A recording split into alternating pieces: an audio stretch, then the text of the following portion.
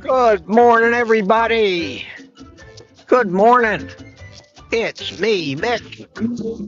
Oh no, I got an echo. Oh no. Oh, hang on a second. I'm using a different computer this morning and I need to do this. Okay. Okay, we got it now. Hang on, my friends. Hang on. I went to a different computer. I'm using a different notebook this morning and everything may be all screwed up. But I think I got it. And I'll tell you what I'm going to do here. I'm going to basically say, welcome. Welcome. That was really smooth, Mitch. Welcome. Welcome to Morning Coffee with Mitch. Yes, and as usual, drink it if you got it. And I will. I've been running like crazy for an hour and a half trying to make all this stuff work out here.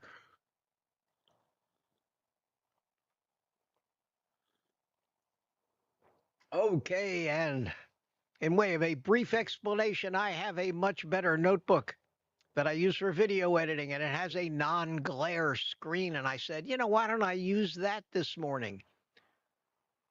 And it's been an hour and a half of very strange issues, but I think I got it working fine now. And I got an Ellen with me today. I got an Ellen, and I'm going to bring in Ellen. You remember Ellen, don't you? Good morning. A little toast. Hey, Clink, yes. clink. I got it. Good Hi, morning, Ellen. Mitch. Good morning, everyone in chat. It's good to see you. Happy weekend. Saturday. Now, if anybody sees any problem with either the sound or the picture, please let us know. Let me know now. Sound is low. CB says the sound is low. How about Ellen's sound? Is Ellen's sound low? Hello, everyone. How do I sound? Anybody else? You do sound a little soft to me, Mitch. Really? Kind of quacking. All right, hang on a second. Let me go in here and Peter says the sound is fine. Sound is good. Sound is good. Okay, yeah. A little turn the volume up. Sound is good. So maybe a little quiet, but it sounds not bad. All right, I'll turn it up a little bit and see if that helps. Hang on a second. I'm looking at my levels, and for some reason they look a little low. Let me turn them up a little bit and see if that better. Is that better or is that too loud? Everything was fine. My meters were working fine, and now for some reason it appears that I'm low. Okay, I am a little louder than you, it sounds like, but still, a lot of people are saying it's good. So, well, let me turn my mic up a little bit. Yeah, I don't know why I'm not seeing my meters bouncing. Boyd says I'm clipping. You're clipping. Okay. Well, I may have just turned the whole channel. I got it. All right. So that I think for some reason, I don't know, but what I'm going to have to do, and you're just going to have to bear with me 1 second, if you would. I need to go.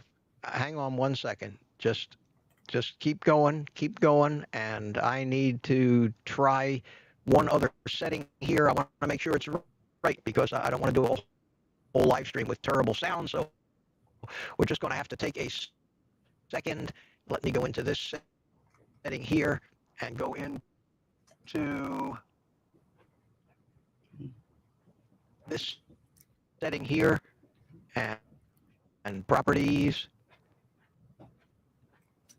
and levels. And how about now? This should be better now. I think so. I think so. Let me see 1 second here. Hang on. Let me go back in. There's so many different settings that that should be better now on my end. Now you should be hearing me fine. And if I'm clipping, let me know. But that should have fixed it. Everybody tell me in the chat if that fixed it. Josephine says, no, LOL. I don't know what she means.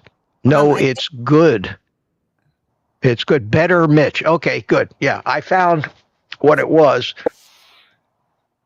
Without getting too technical, there are 4 different levels of sound adjustment to make this happen. And one of them is actually right at the base root of the computer and the levels that it applies to the different channels coming in. So I had it set right. For some reason, with all the screwing around I was doing, it got unset right. Okay, we made it. We made it. And normally I would have checked that beforehand. Question, is Ellen married? I've never heard it mentioned. Ellen. What? Did you hear me? I did. I just read the question. It says, "Is Ellen married?" I know you didn't. I mean, you acted like you ignored that completely. No. I guess no. Oh, there you go. Okay, there's the answer to that question. All right, so I imagine the sound is good all around, says Richard Williams. Williams, that's great to hear. That's great to hear. So this works much better for me. I can read the computer screen so much clearer on this thing without all that glare. This has, that other notebook I have has a very shiny screen. You know how hard it is? A lot of TVs are like that. Yeah. And this is a high-end Dell notebook that I'm using now, and I'm going to use it from here on out on these outdoor live streams, including, here's my announcement, Ellen, including the Saturday afternoon live stream today. I'm going to do it from outside. It's going to be a gorgeous day. I don't want to coop myself up in the studio, and that's why I decided to upgrade the equipment I'm using out here. So that I could do this outside. And this afternoon, like we did last Saturday, you weren't here last Saturday, were you? No. No, you weren't. No. I can't remember. Was I? You weren't. And I think I wasn't. Correct. You're right. What I did, because I really had nothing to say, I think you canceled on me. Something happened at the last minute, and I didn't have anything planned. Come on the panel. Now it's all coming back to me. And that's what we're going to do. So this afternoon, this is going to be done like our private community live stream, but opened up to everybody. And we're going to post a link so you can log in and be in a window of your own, just like Ellen is. And we can have up to 10 people. We can have up to 10 people in a window.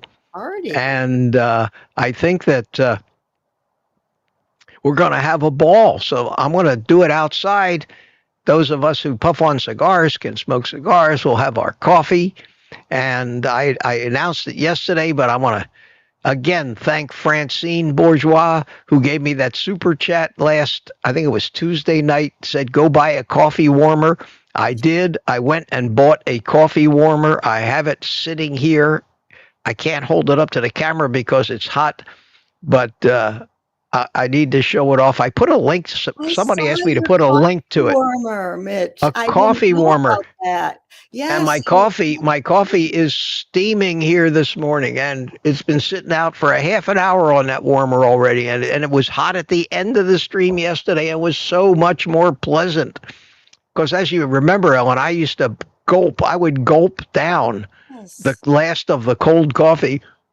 Yes. I was watching the replay because, of course, I haven't been here the last couple of days. And then I saw that. Yes. Well, we missed you. Great idea. I know all kinds of exciting things happen when I'm gone. Yeah, we missed you. We missed you. But, you know, you do what you got to do. And if making a living always comes first, first. Yeah. Well, it's one of those things we have to do, right? Yeah. Yes, I'm trying like hell to do it here, which brings me to, and Ellen, throw a link to the Buy Me a Coffee in here. Anybody likes what I do and appreciates the advice and help, and I know you do, and you can afford it. That's the most important. Don't want anybody going into their grocery money, but if you want to buy me a coffee, that really helps me out, in the direction that I've chosen for this channel now, which is not making a lot of videos, which actually get a lot more views than these live streams do, and that's how YouTube pays on the advertising on the views, and they don't pay much, but it's really, really knocked what little income that I was making, but I want to do it this way. I think this is a lot more helpful, and I enjoy it a lot more. So money isn't everything, but Ellen, throw that link up there every once in a while, and you guys can also help me out. And I don't like to beg it. I hate to even talk about it, but if you're going to use some of the stuff I use, get them through my Amazon links on my website. And I put the coffee warmer in there. Somebody asked me yesterday to put the coffee warmer in there, and I even made a little community post about it because it's a great gadget. And I say, why the hell haven't I had one of these for years? I'm always drinking cold coffee. You know, even my live streams I do from inside. After, 10 minutes, the coffee gets cold. They're 20-something bucks. They're cheap as hell. Why haven't I had one of these? So I have one now, thanks to Francine Bourgeois. Not only for the money, I could have bought it myself, but for the suggestion. They were just basically saying, why don't you get a coffee warmer? So I appreciate that. And I'm going to put Ellen back up in the penthouse. I know the caterers have the food hot up there. The massage therapist is waiting, ready to go. The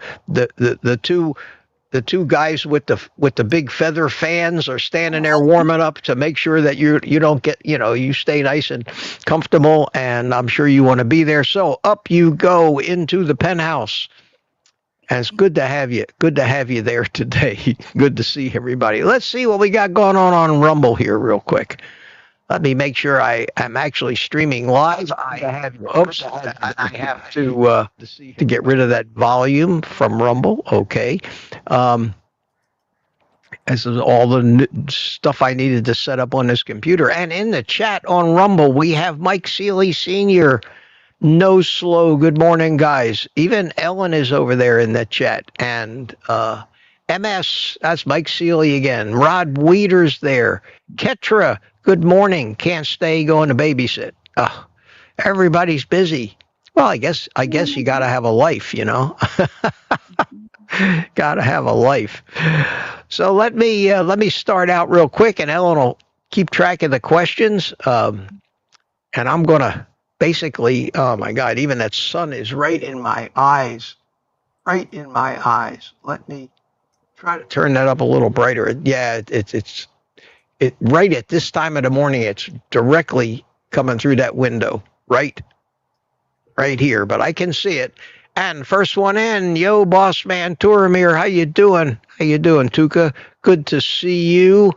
He was in, what time did he come in? He came in at last night when I first posted the link to this thing. And United Carnivore, Mike Seeley, how you doing? Lady June was early to say hello. And the usual, of course, Peter was here. How you doing? And Lucy, I can always count on all you guys to come in early.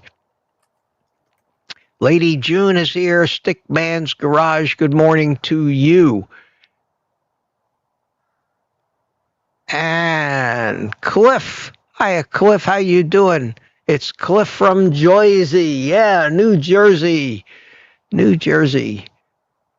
Good to see you. He says hi, everyone. Donna, Tess, rise and shine, everyone, from Chile, Wisconsin. Another neighbor of yours, Ellen. Oh.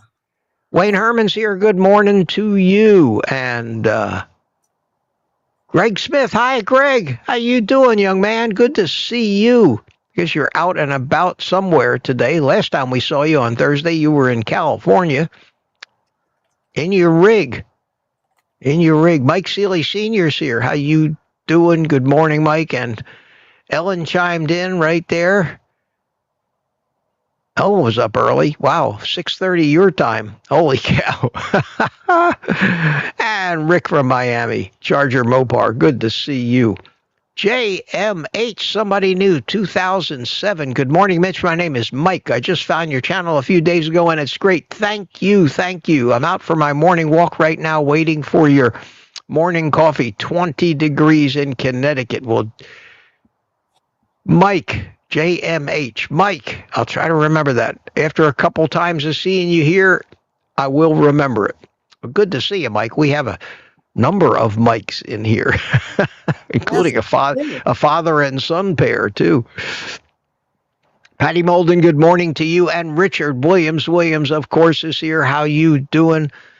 Good to see you. Good to see you. And who is this? Steve Rogers, Captain America from Kansas City, Missouri. Hiya, Steve. Always good to see you, my friend. Always good to see you. Even I checked in early and said, good morning, coffee aficionados, in the midst of the wires and the equipment flying here, trying to get it all hooked up. And it appears to be working great. So hopefully the stream is coming out fine now that we got that little audio issue fixed. And I'm going to be doing it from out here this afternoon. So it's going to be fun. Going to be fun. Smoothie's here. How you doing? Can't wait for spring. Well, I can understand when you live up north, but for us down in Florida here, wintertime is kind of like spring for you guys. It's going to be 70 degrees and 69 or 70 today and sunny. I love this time of year. I love it. It was a little nippy out here this morning, but as soon as that sun warms up the patio out here, it'll get good. And Gina Cav, how you doing? Good morning to you. Good morning to you. And let's see what time we're at. 8:13. So I'm still in the pre-chat. Dixie Scott, how you doing? Cynthia Page, good morning from Kansas, she says. And Marla, hiya, Marla Kelly. Happy Saturday. It is Saturday. CB's here, Sheriff. How you doing, CB? Good to see you. Rachel Bedford's with us. Meatitudes, Coffee Mitch, looking forward to an amazing conversation this morning. Well, I'll try to live up to those high expectations. And we haven't even, yes, we have started the stream. It is 8:30 according to the chat.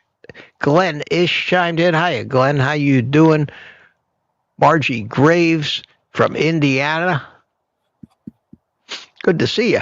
Good to see you. Pamela's here. Hiya, Pamela. Pamela Suarez is here. Graceful Lily says, hi to you. Glenn Ish had a question. Have you ever had Bob Evans zesty hot sausage? It's ground in 1 pound packs. It's 0 carbs, and it's a great mix with eggs. I don't know whether to be ashamed, proud, or indifferent to the fact that I have never stepped foot in a Bob Evans restaurant. I just never have. I never have. I've been to Cracker Barrel, which I think is a similar kind of a restaurant, but I don't have any Bob Evans near me. But if I see one, I might go in and check it out because I'd love to have a good, clean sausage to have every once in a while. I like sausage, but I haven't eaten it for a long, long time because I'm just a little wary of the stuff they grind up and what they might throw in it. That, of course, we know everybody's completely honest about food labeling, right? Okay, I got to uncross my fingers now. But yeah, thank you. That's a good one. Nice to know. And we have Lynn Gerber from Deerfield Beach, south of us in Florida. Good to see you. Good to see you. And Booby Goats, Aaron is here. How you doing? Good frosty morning, everyone. Nikki W. said hi. Yes. And who else didn't I say hi to? Ellen says, put a QQQ in front of any questions that you might have. Yeah, that's good. And Nelson's here. Nelson, Dr. Nelson Vasquez, good morning to you, my friend. Good to see you. Good to see you. Glad to see you here. Sandra McDonald's from Australia. How you doing? Good to see you, Sandra. And Mama Bear is here. Oh, all my friends, all my good friends are here this morning. Good to see you all. And you're chatting up a friggin' storm here. Catfish. Threw out my scale a month ago. And my new pants fit. Yes. Such a simple. God, Ellen, such a simple piece of advice. Stop focusing on weight when you start carnivore. Nobody listens. Well, nobody until Catfish. Thank you. all that does is derail you, disappoint you, make you focus on the one thing that you really have no control over if you're going to be on some kind of a lifestyle that is actually sustainable. And I'm going to keep harping on that point because it's so simple. So few important things to be successful on this. You just have to ignore all the noise and all the things that you think are important, that everybody's told you is important all your life. And just let your body and its incredible programming, let it go to work for you instead of trying to sabotage it, backdoor it, and hack it every 5 minutes. Danny in Boston. Yes. Hiya, Danny. How you doing? Good to see you. Sandy Blythe is here saying hi to Ellen. And who else haven't I said hi to? Good. The sun has gone behind a tree. It's getting a little easier for me to read the screen here.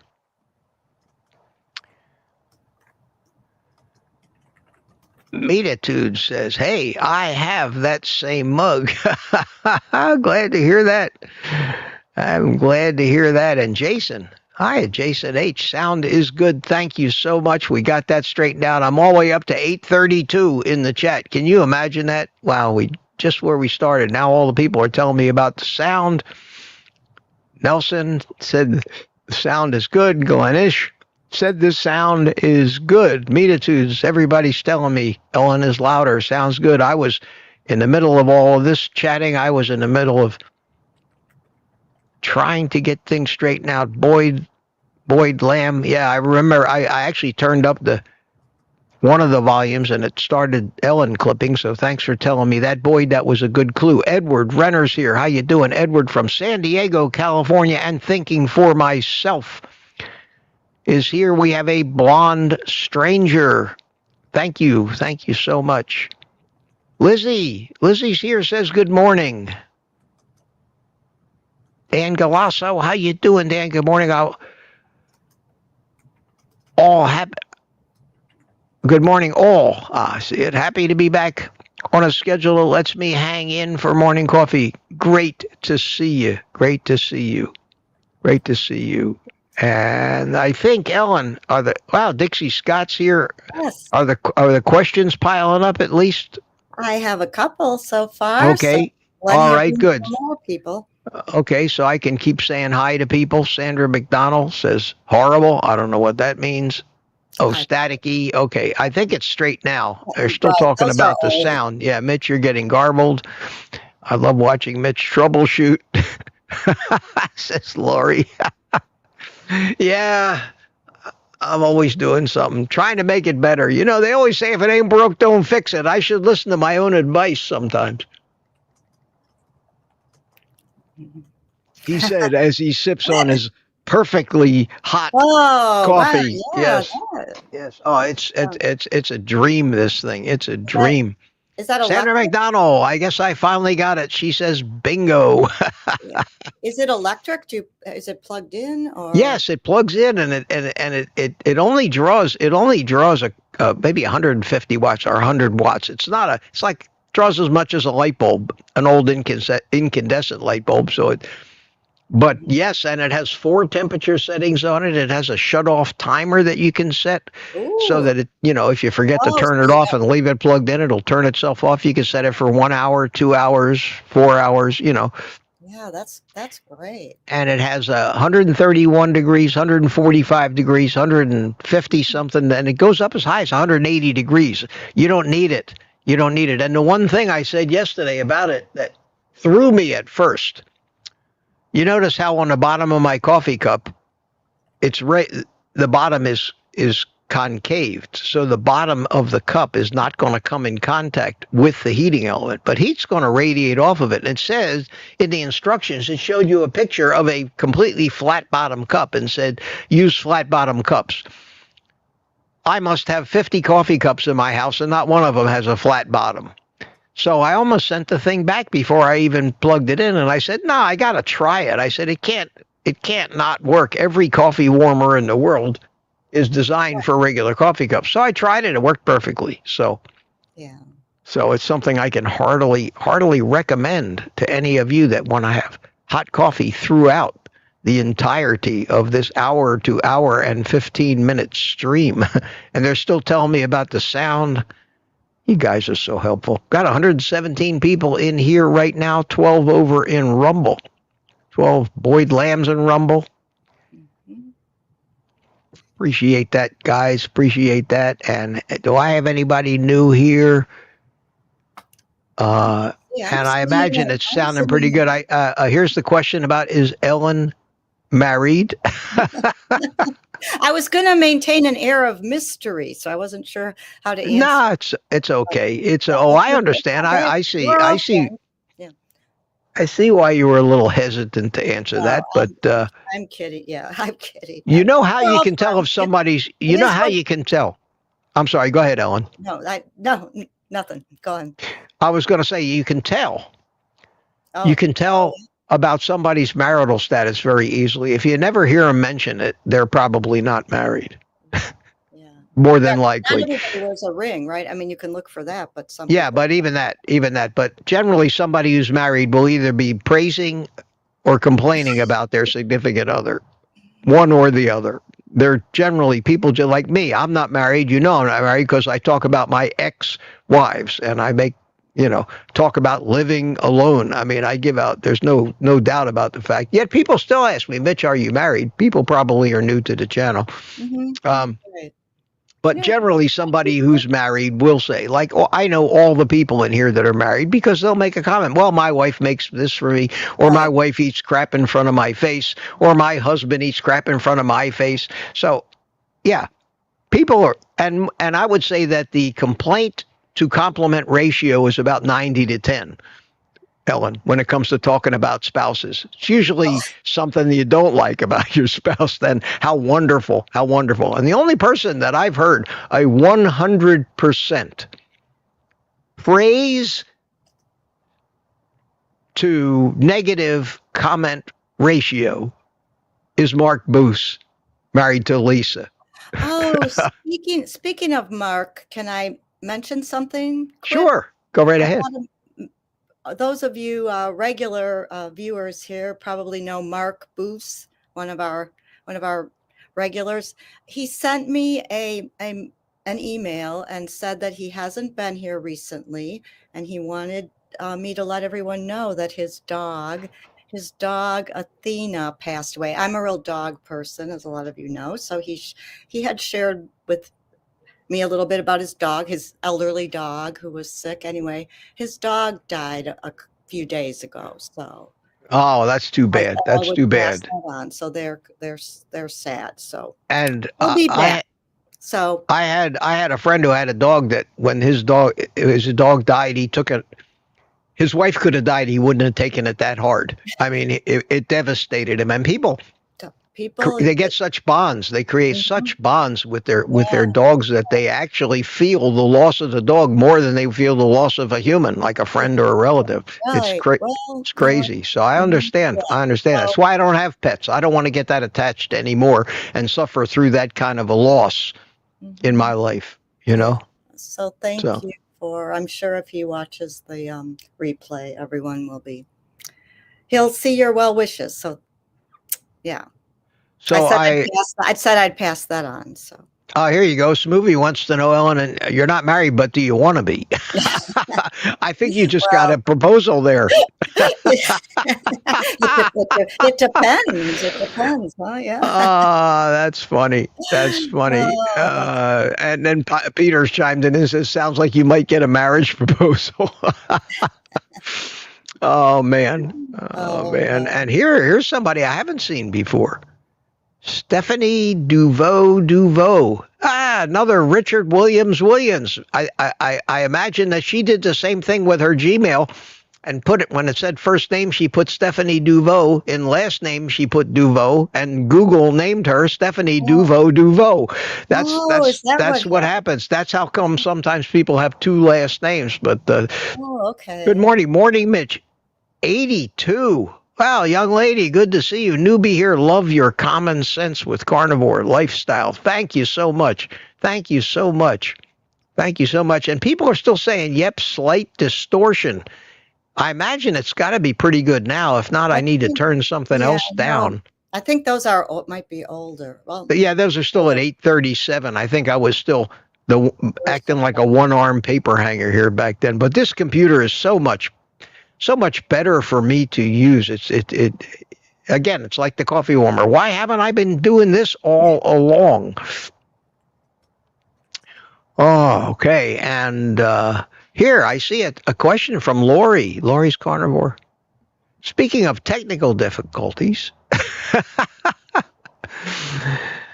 how long after starting YouTube was the first time you wanted to pitch all of your equipment and editing software out the window, asking for a friend?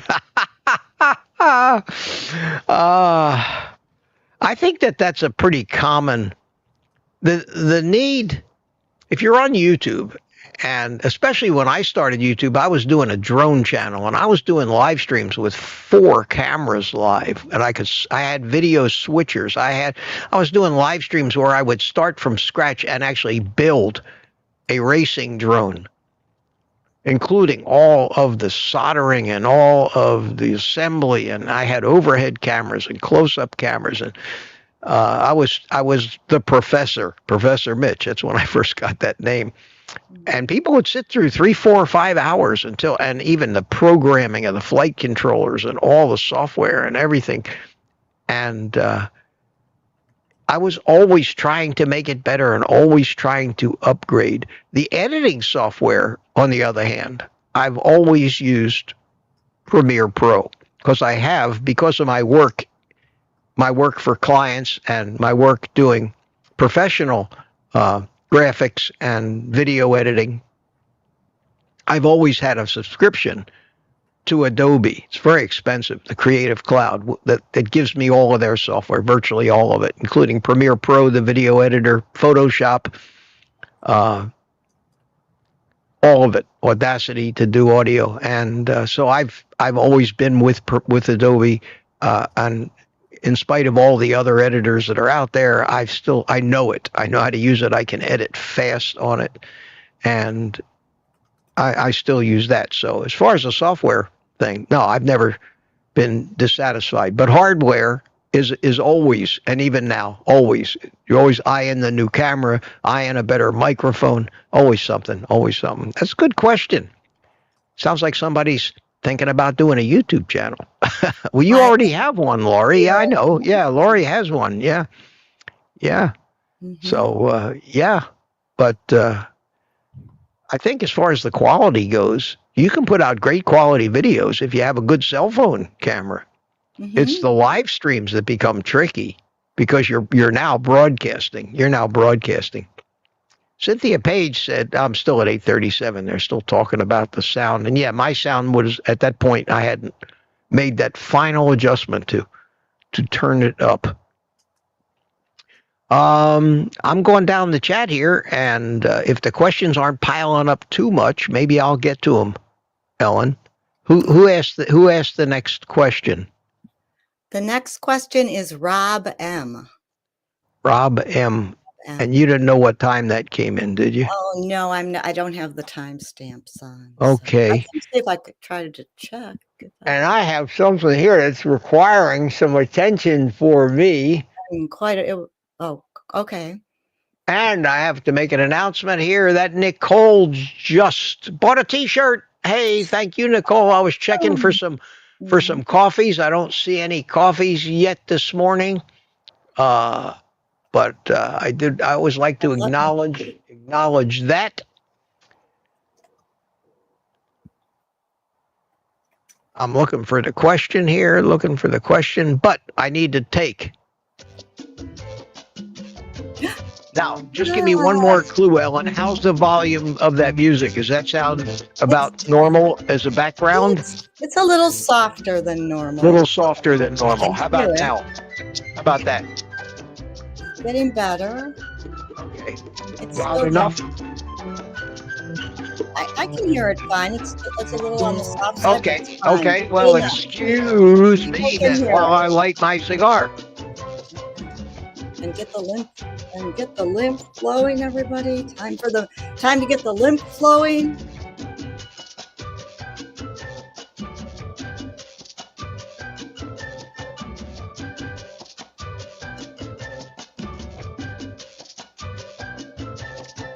Yes. Perfect. Perfect. And have another sip of my steaming coffee here. You have no idea what a pleasure it is to have the right temperature coffee every time you pick it up. My God, it's fabulous. It's fabulous. Yeah, it's those little things, right?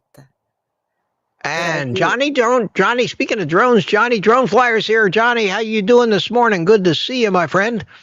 Thinking for myself, what's the best way to cook a ton of bacon? A ton? A ton of bacon? I would think you need to start a huge bonfire outside and get one of these big kettles like you see the cannibals when they're, in the cartoons when they're cooking somebody. There's a lot of ways to cook a ton of bacon. You can, a lot of people cook it in the oven, on a sheet pan or a half sheet pan, especially, just generally just lay out a paper towel or let it just cook in its own grease on a sheet pan. People, Ken Berry has a video where he just takes a big soup pot, just throws it all in the bottom of the soup pot, and eventually it renders out and it ends up deep frying itself in the big soup pot. You can cook a ton of bacon that way. Microwave. A lot of people microwave bacon. I've never had much luck microwaving bacon. It may be my microwave. It never really cooks all that evenly, but you can do that. I mean, I think in the oven is the way I hear most people. Most people do that. And when you say a ton of bacon, I imagine you're not talking about an actual, real 2,000 pounds of bacon. You'd need a big fire for that. Oven, I would say oven, or watch Ken Berry's video about cooking bacon. And people have tried that, and people have recommended that method if you want to cook a lot of bacon. For me, I've tried a lot of different ways, but since I only eat no more than a half a pound, I eat about a half a pound at a time. Pan frying it works out great. It gives me a bunch of grease to cook my eggs in, and it's my favorite meal. I don't even feel it if I'm going to have a steak for dinner. I just somehow every day after over 2.5 years of eating nothing on most days but bacon and eggs, I still look forward to that like a carb addict looks forward to dessert. Seriously, it's amazing. It's amazing. And I keep trying to tell people that this will change you if you can manage to get into it without screwing yourself up. All of that stuff that causes you to screw up will go away. It's like a fraternity hazing. You just got to put up with it for a little while. And the results are miraculous. Your whole relationship to food changes into something you will never, ever have thought possible. And I know how much people struggle, and that's why we're here. We're here to talk about these things. If we have to do it every day, talking over and over and over again. I imagine an AA meeting is very repetitive too. But there's always new people coming through the door. There's always people that are struggling that have forgotten, and I don't think you can be reminded of some of the most salient points of how to succeed on this. I don't think you can hear that too often. I know I get a lot of comments from people saying, I had forgotten that. Thanks for bringing that up again. Very important. Quicker Ticker, good morning, Mitch. How you doing? Good to see you. And Rob M., he's the one who asked the question. He says, good morning, kind sir. So I may be coming up on his question here. Somebody named Leo. That's somebody new. How you doing? Good morning, Mitch. Your ideas about simplicity. are resonating. Yes, yes. And you know, that's an interesting point. An interesting point. That became one of the most important things to me about living this lifestyle was don't complicate it, don't micromanage anything, and your chances of success have just increased 1,000-fold. And where did I get this idea? Why do I think that that's so important? And I think maybe it's important for you guys to understand my logic and my reasoning for harping on that in every way. And I get it every day when people say, oh, so-and-so said this. Are you going to do that? Do you need to think about this? So-and-so said you need to be taking creatine.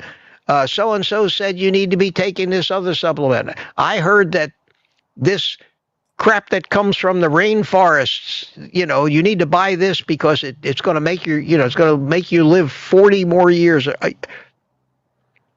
No. And the reason that I say that is that I have accepted the fact long ago, maybe because I'm not religious, maybe because I thoroughly understand evolution. I thoroughly understand everything that happened, that we know so far, that we have proven, all the chemistry. I understand it, and it is reality to me. That offends so many religious people, but I can't help it. I have been fascinated by this my whole life, which is getting longer every day. I have so much evidence. On my website, OldGuyCarnivore.com, I even put a page up that has links to 20 or 30 videos that you can't dispute if you watch them. But people just go, la, la, la, la, la, I'm not listening, I'm not looking. I believe this, and I have faith, and you'll never shake me. Well, I'm sorry. The evidence is there if you care to look. And if you don't care to look, I can't help you, but don't tell me I'm wrong.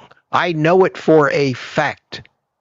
I grew up with this science. I spent my days when the other kids were out playing sports on the weekend. I was spending time in museums of natural history, looking at fossils, learning biochemistry. I have always been fascinated, and that led me to accept the fact, and this is the key to my conviction of don't try to manage it, micromanage it. Human beings are animals. We are an animal. We are an intelligent animal, but an animal nonetheless. A lot of people don't buy that. They think that humans are somehow a different thing than an animal. It's not true. We are animals. In so many situations, you can see humans reverting to animal behavior. It happens all day long. Just read the crime report. Just read the crime report. We are animals. And if you don't believe we're animals, look at what we've got inside of us and look at what the animals have inside of them. It's the same stuff. The same stuff. For God's sakes, a mouse has 2 eyes, 1 nose, 1 mouth, 2 ears, 4 extremities, a heart, red blood, lungs, kidney, liver, pancreas. All of the cellular biology in a mouse is exactly the same as the cellular biology in us. Every pathway. The citric acid cycle. The electron transport chain. The generation of ATP that's used as energy to drive the cell. DNA, genetics, protein synthesis. Everything in human beings is identical to the physiology of the animals that we came from. We happened to grow a big brain. It's the only difference. And that brain, with that brain, we constantly outsmart ourselves. I look around and I've always I've always been fascinated by animals and animal behavior, because in that behavior, I see the roots and the root causes of all human behavior. Because that behavior is intrinsic to animals. It is programmed in the DNA and the epigenetics. So I watch how animals behave. And the one thing that hit me, and any number of years ago, it hit me so strong, it was such an obvious conclusion. And that conclusion was, how come I don't see any diabetic fat animals? How come animals aren't having heart attacks? Unless humans are feeding them. See, when humans feed them, then we interfere. And I'm talking about animals in their natural habitat in the wild. Somehow they don't micromanage a thing, and they are perfectly healthy. And it dawned on me how powerful the programming that we have, the instructions in our DNA, the chemistry that we have that has gotten to where it is over all of these eons of time, long before there were humans. And we still work the same way. In fact, our genetic programming is probably the same as most of the cavemen that lived 30, 40, 50,000 years ago. We've gotten too smart by half. I'm sorry. And the way to let your chemistry do what it's supposed to do so that you can be as healthy as any animal in the wild is let it do its job. Stop looking for the magic pill. The magic is inside of all of us. We inherited it from our ancestors. Let it work. So that comment that says, my ideas about simplicity are not just a simple little thought. They're rooted in a lifetime of observation and conclusions on why we shouldn't try to manipulate, hack, or interfere with. We should only make sure, and this is the fun part, all we need to do consciously is concern ourselves with the raw materials that our amazing biological machine that we live in needs to do its chemistry magic. And that means proper nutrition. And we have so outsmarted ourselves as a culture. Proper nutrition for an animal, especially a carnivorous animal like we are, is not vegetables. It's not vegan. It is low sugar, if no sugar, no fiber. Our digestive systems are not, our hardware, our mechanics are not designed to deal with fiber. And yet the advice that everybody's given about how to be healthy is so wrong, it's just killing us. And the evidence of that is everywhere. So when I say, don't micromanage, follow your instincts as if you were a wild animal. You know, an animal knows when it needs to eat. It knows when it needs to stop eating. Nobody has to tell it. It's not a conscious decision. So there was a little diatribe to try to reinforce the fact that I'm not ignoring all of these so-called miraculous discoveries and new chemicals and new drugs and discoveries of the new supplement that's going to do it. I am not ignoring that. I am giving more credit to the genius that is our own physiology and the respect to leave it alone and just do what every animal on this planet, from the smallest insect to the biggest blue whale, all they do is follow their instincts. It's what got them there. It's what got us here. It's why you are alive right now. So it's great. I so appreciate that comment, because these are things that I try to reinforce and I try to say. I get a lot of heat from some of the other influencers that say, I'm not telling you enough. I'm not giving you enough clues. I'm not introducing you to enough magical substance. I don't do that. I think that all of those things can only screw up the works. If it ain't broke, don't fix it. When we're born, we're not broken. We break ourselves, or our parents break us before we're 1 year old these days. Okay, enough of that. Enough of that. Sometimes I just need to do that. And sometimes you do. And the thing is, most of those, in my observation, most of those people talking about, they're complicating things because often there is money involved. How can I say, a product involved? Well, and that's, you have to, I think, look out for too. Oh, no doubt. Mm-hmm. Well, between religion and money, that's where all this nonsense diet advice we have. It started out as a religious movement, but the money crowd and the corrupt crowd took over real quick once they learned there's a buck to be made in it. Mm-hmm. Okay. And that, studying the history of where all this bad advice came from, and there's certainly enough evidence for that, is something that's amazing that more people don't know about. More people don't understand where it came from, why this vegetarian stuff started, there's two aspects to our bad diet right now. There's two main points in our history that the butterfly effect, one person, one change happened that just affected everything after that. And there was two of them.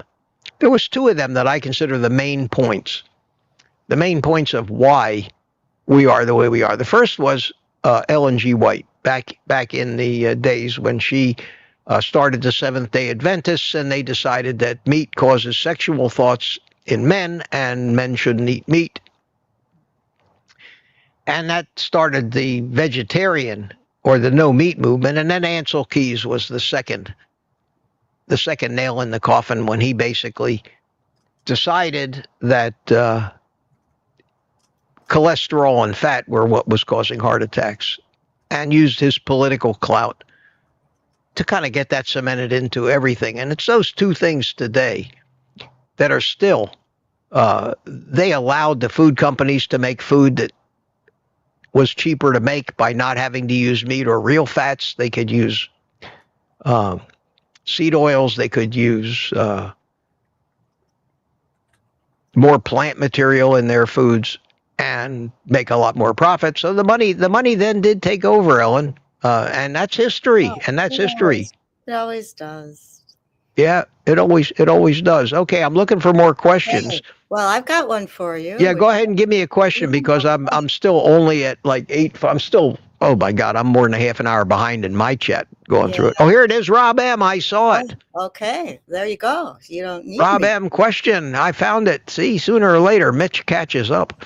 Yeah, so you don't need me. Oh, Ellen, it's so much more fun. It's so much easier for me. I feel so much less pressure knowing that I've got you looking out, and you're going to bring my attention to something that I wouldn't come across until like later this afternoon reading the chat. How do you feel about smoking meats at home? I am doing some beef ribs today. I think it's great. I got myself a little smoker. I don't use it as much, but I'm only cooking for myself. And when I do smoke meats, I usually end up making 4, 5, 6 or more meals at one time, and I cut them up after they're smoked and vacuum seal them and put them in the freezer. And I'm still eating ribs from the last batch that I did. But yeah, smoking is a great way to cook. Oh, it just adds a little flavor. And anybody tells you, oh, the smoke's a carcinogen, tell them I'm sorry, but I'm a carnivore. That means I'm pretty well cancer proof. I'm not eating all that sugar. Have you read the latest literature? So no, I think that's a great idea. And a lot of the regulars, a lot of the guys, Greg, Mark Booth, Greg Smith, these guys just smoke the hell out of everything. It's terrific. Good question. What else you got, Ellen? Because I've still got a little time. Oh, yeah, we still have time.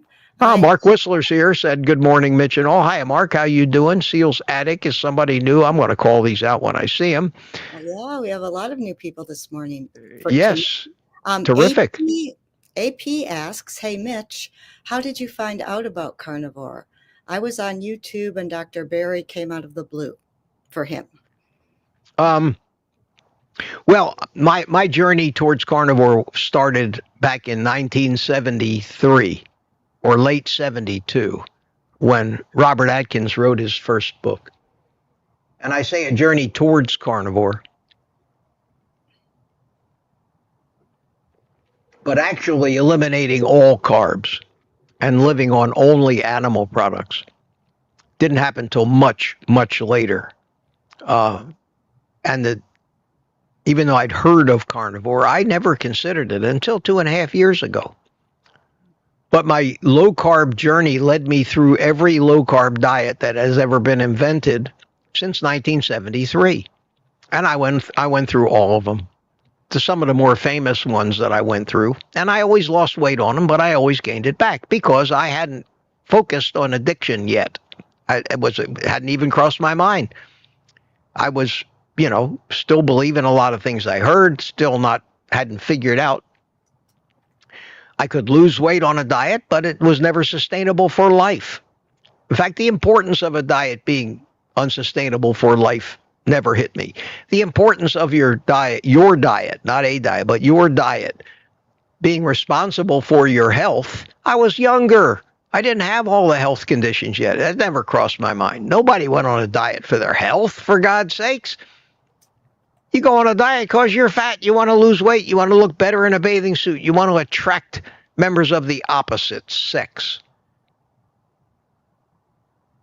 Being attractive, I'm not ashamed of my body, was the main reason. Losing weight. I mean, I was no different than everybody else. I understand why weight loss is the prime thrust of all diets, because it's the most important thing to most people. They want to look good. Only as we get older do we start getting these different conditions, especially from poisoning ourselves with all this crap. And then feeling good becomes important. But as Billy Crystal said in his Fernando character, it's better to look good than to feel good. And I think that's not a joke. I think that's a very true statement for most people. So I focused on weight loss, and I could lose the weight. And I'd get down near 150, 160 pounds, and I said, okay, this is okay. And then within 2-3 months, I was back at 200 again. Never sustained it. And I just looked for the next diet. So I went on Atkins, I went on the Zone, I went on Paleo. I started to do some reading, especially when it came to Paleo, about the concept of ancestral eating. The paleo, they called it the Paleolithic diet. It wasn't until Cordain came along and wrote the book and kind of coined the phrase paleo that we started referring to. But initially it was referred to not as an official diet that somebody put out, but they were talking about eat like your ancestors, Paleolithic diet. I said, well, that makes a lot of sense because I've been studying where we all came from most of my life, always been fascinated in that. That made a lot of sense to me. I learned a lot. I was learning a lot about biochemistry. I was learning about where it all came from, how it all started, based on the evidence we had, which compared to the evidence we have today was minimal. We didn't have the science that we have today. We didn't have the science that could actually look at ancient collagen, hundreds of thousands of years old from bones, and actually tell you what that animal ate. Stable isotope analysis. That didn't come on to recently. Some of the dating techniques, I know people talk about carbon dating, but carbon dating is only good. I mean, the half-life of radioactive carbon is only 5,000 years. But it wasn't until they discovered potassium-40 dating that they could now date things that were billions of years old. And we have all that science today. And then they decoded the human genome. They actually could see the operating system that we ran on, and they could see how it evolved over the eons from that first living cell that happened billions of years ago until today, how it changed in gradual increments to give us what we have today. It also let us track our lineages, not only back to our human ancestors, but back to the creatures and species that came before us. And that is the tree of life. And one thing, if you look at the tree of life, that you notice is no branches are hanging out in midair. They're all connected. Every branch came from a branch that came before it. So it is with life. So I started learning all this stuff, and yet I still just wanted to look good in a bathing suit and attract women. No. Yeah, I mean, it is what it is. It is. No, it's okay to want to look good. Yeah, it is. It is. But that's just a normal animal. Yeah. That's just a normal animal function. All animals want to attract a mate. That's one of the most important things of life. If you're not reproducing, you're extinct. So we have two driving forces for all life. Two driving forces that override everything and are probably responsible for all of the little sub-behaviors. The first overriding force is to survive. Survival is the strongest emotion. And the next, right after that, not too far off, is reproducing. Sex. So if you go to college and take a college course in marketing, you'll learn that the most successful marketing campaigns aim at one of the two prime driving forces for all life. Survive, and the survival is even stronger. That's where the insurance industry comes in. They appeal to the survival instinct. Burglar alarms for your house are easy to sell to people because you can scare them, and they'll buy a burglar alarm. They'll call up Simply Safe because Simply Safe is showing you pictures of some bad men home invading your home and raping your wife. Oh man, we got to protect ourselves. Plants have defense chemicals to protect themselves, to make their predators sick, which is why we're so sick now. We're eating way too many of these plants' defense chemicals. And even plants evolved with sex and reproduction as a very important, the second most important thing. That's why flowers exist. They attract bees. The bees pollinate the other plants. That is a sexual drive to have flowers. That's why flowers exist. The marketing people who just graduated from the marketing college, they know that sex is a very, very, very, very strong motivator. So you just look at advertisements. You look at advertisements for Diet Coke. They don't tell you about Diet Coke. They got some hot-looking woman in a bikini playing volleyball on a beach drinking Diet Coke. You want to buy a new car? They don't tell you about the motor and the valve train and what oil it uses. No. They show a guy cruising down the boulevard picking up chicks. This car is a chick magnet. This car will get you laid. That's how you sell stuff to people. You sell on the prime emotional drivers. That's marketing 101. I've studied that too. I've been in business all my life. I had to become a marketing expert to succeed at that, and I have.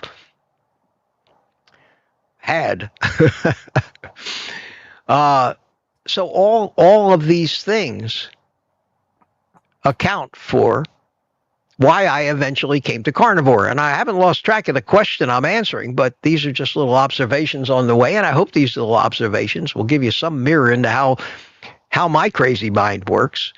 And maybe some of it will make sense to you. So at any rate, here I am. I'm going along the keto thing.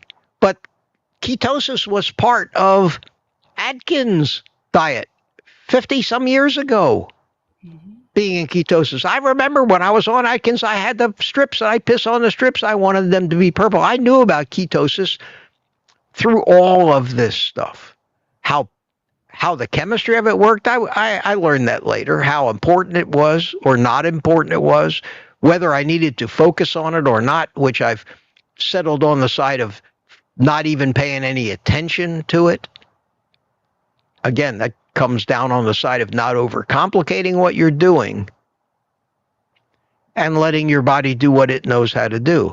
And when it thinks you need to be in ketosis, you will. All you got to do is not feed sugar, and your body will take care of everything else. And focusing on being in ketosis and drinking exogenous ketones and all that stuff, and extensive fasting, yeah, it may help you lose weight real fast, but it's not something that we naturally do. And I try to let my body do everything and give it what it needs to be as natural and as ancestral as it can be. In our society, sometimes that doesn't fit in. So I went on. I've always been wary of keto. And then the diet, I don't know, 8-10 years ago, you started hearing keto. And I said, well, that's ketosis. I know all about that. That's a great idea. That's just Atkins revisited. It's the same thing I've been doing all my life. Keep my carbohydrate intake low. And then there was always new bits of advice. Well, don't count net carbs. You have to count total carbs. And they refined it a little bit. But it's still Atkins. It's an Atkins diet. It's a low carb, high fat, adequate protein diet. Atkins had that figured out in the 50s and 60s. He wrote his book in 72, first book, The Atkins Diet Revolution. So this was nothing new, but I said, yeah, that's what I'm going to do. And I did keto on and off for years, but my addictions still kept getting me. And then 3.5 years ago, I was at the gym and I overdid it and I passed out and I hit my head and I had my injury, and I ended up having brain surgery. And it was during the recovery from that brain surgery that I had, getting rid of that subdural hematoma. They had to, for those of you who don't know, they had to cut out a good size chunk of my skull. I had a craniotomy and they had to remove a huge blood clot. It took me quite a while to fully recover from that, because it had compressed my brain so much that my speech was affected at times, my memory was affected at times, my balance was screwed. Within a month or so, I had most of it back, but I still didn't have my balance completely. It took almost a year for that. And during that period of recovery for that year, I couldn't fly my drones. I couldn't do much of anything. I just studied stuff.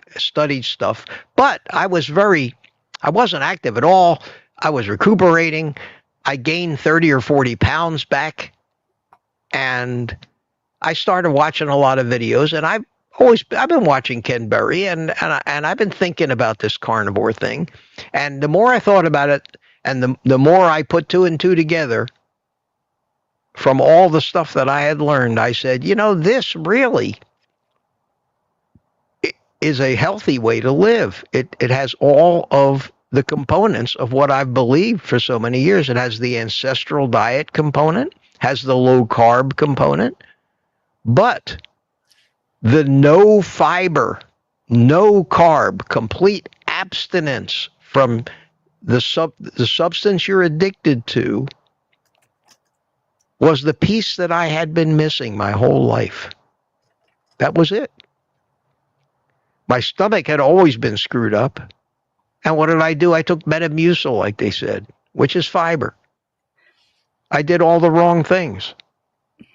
So 2.5 years ago, in August of 2022, I said, I'm going to give this no carb, no fiber, no plants whatsoever thing a shot. And, I made a deal with myself to try it for 30 days, 60 days, and reevaluate at the end. And the rest is history. Since that day, I have never let a piece of a plant enter my body, or a gram of sugar consciously, other than what comes in the animal products that we eat. Even though people tell me, well, you're not really zero carb because everybody knows that an egg has 0.7 grams of carbs. Well, so what? It doesn't hurt me and it doesn't trigger cravings. And that's my test for whether I'm zero carb or not. The absence of cravings is the indicator that I look at. because that comes from my natural chemistry. It's not something I've invented. It's either I either have a craving or I don't. And if I have one, then I need to figure out what it was I ate that caused it. And I consciously avoid all carbs. I don't have any more willpower than anybody else. Just doing it for 30 or 60 days without a bite of sugar to remind my subconscious that it's still around was all it took for me to lose those cravings. And after 6 months on carnivore, not only did I lose the cravings, they turned into disgust and disdain for those foods that had ruined pretty much or made the first 75 years of my life so difficult. That's why I'm so adamant about it. So I started, that's how I found carnivore. It was a lifetime journey, a piece at a time. And it's all distilled down now into advice that I can give anybody in 5 minutes that encompasses everything I've learned. Whether they'll believe it or not is doubtful, because they don't have the resolve that I have, having learned it all one step at a time. And that's why I spend so much time talking about the learning process that I went through and why I believe what I believe and how important it is. And the proof is in the pudding. The proof is in me. No addiction anymore. No desire to eat that stuff. And feeling better than I've ever felt in my life, even though I'm 77 and more than a half years old. So I put myself out there as an example. And I'm just like you. I'm just like everybody. I'm not a superhuman. I'm not a super athlete. I'm not Sean Baker. I'm not Anthony Chafee. I'm not a professional level athlete. I'm just an average, out of shape, fat guy. And it's a miracle. And I say miracle with no religious implications whatsoever. So that's the story. And that's a great question with a long answer. But I hope there was something. I have 155 people watching, Ellen. Obviously, I haven't bored people to death. And I'm glad people here this evening. Yes, and I'm glad to see that. I'm glad to see that I haven't scared you away, that I'm saying things that may resonate with you. That's I think at heart I'm probably was meant to be a teacher. I think I was. I've always been a good teacher. I was a flight instructor, taught people how to fly. I've always taught all my life. Whatever I was involved in, I was teaching. When I had a business and I had sales staff and I had technicians, I was always teaching them marketing, the sales staff, the technical side to the technical people. I've always been a teacher, and that's what I try to do here. Whether you believe that I know what I'm talking about or not is something that you have to decide after you get to know me a little better and hear what I say. And the first time I say something that's so absurd and so wrong and so stupid and so impossible, I wouldn't expect you to believe another word that comes out of my mouth after that. And I try very hard to only talk logic and common sense. Mitch, our good friend Boyd Lamb just gifted 5 memberships. Oh, thank you, Boyd. Thank you so much. Thank you so much. Yes, that private community is doing great, and people are really enjoying it. Let's see if I can find that on here. Man, the chat has been so long. I lost the chat long ago. I'm so far behind. I'm scrolling down. I'm scrolling down page by page by page. How long ago did he do that? There it is. You can. There it is. Boyd Lamb. Thank you so much, Boyd. Thank you. Thank you. Thank you. And I could probably go over here. Holy cow. Do you see how fast the chat is running? I do. Holy, I've never seen it go like that. Is that just scrolling down? Oh, okay. That was just catching up. It was going so fast I couldn't read it. But right below that in this chat, when I look at it, it'll tell me who got the membership. Ricky Lee was gifted a membership. Hey, Ricky, the forgetful DM was gifted. Dizzy Willow. WG70 Ham Radio and RV Adventures. Holy cow, there's a long name. And Christine Bookman. Welcome to the private community, guys. So nice of you. We're going a little overtime here, Ellen, but that's perfectly fine if it's all right with you. Because I'm on a roll. I'm on a roll today, my friends. I'm on a roll today. Okay, so are there any other questions that I need to answer? And we can keep the rest of them for this afternoon on the 3 o'clock live stream. No, go ahead. Give me one more, and we'll call it a morning. Okay. And I still have hot coffee here. Can you imagine? Wow. Yeah, that is nice. Okay. It's perfect. God, it's unbelievable. Unbelievable.